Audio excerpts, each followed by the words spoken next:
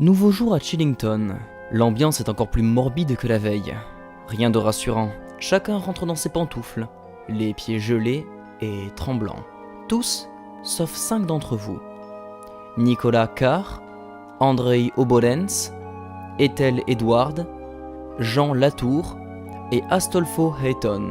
Vous avez dû entendre parler au moins une fois de ces personnes-là. Elles ne sont désormais plus. De plus, Oswald Uzertberg et Richard Winston ont décidé de fuir la ville. Cela se comprend. La veille a été chargée en avancée pour votre quête.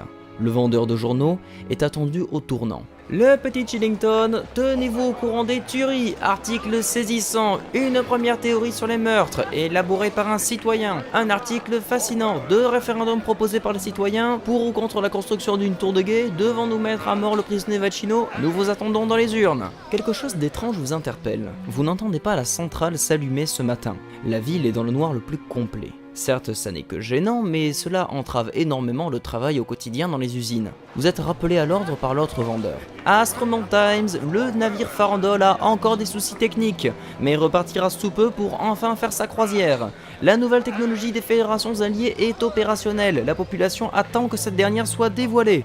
L'Empire du Grand Tour se rassemble des troupes autour de l'île de Bavure. Les Santos Reinos s'inquiètent, ces derniers rappellent leurs vaisseaux électriques vers l'île.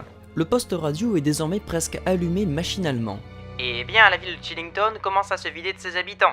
À mon humble avis, nous devons être plus sévères et plus méfiants que de voir tous ces copinages. Vous ne savez pas si un traître se cache parmi vous. Enfin bon, nous espérons que les réponses dans les urnes pour les référendums seront présentes. Une grande importance est donnée aux rumeurs de cette journée. Une en particulier est dans toutes les bouches et toutes les oreilles. Il y a eu des coups de feu hier soir.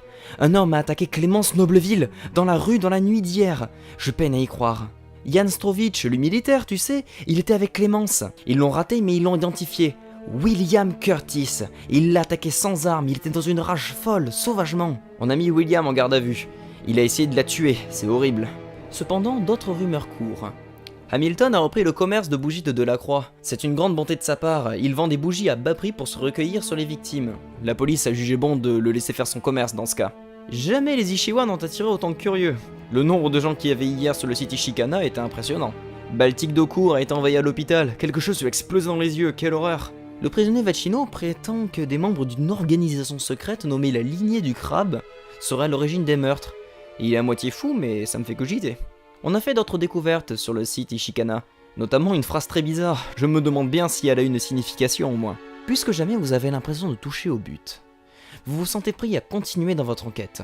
Vous êtes une équipe, les différents cerveaux de Chillington commencent à élaborer des plans, c'est le moment ou jamais. Que faites-vous ? L'espace commentaire sera votre lieu d'action, la description de la vidéo, l'espace administratif et journaliste, le Facebook et le Discord, votre moyen de discuter avec les autres, la boîte mail à disposition, l'obscurité dans laquelle vous allez vous activer. Bon courage et n'oubliez pas que l'ombre approche.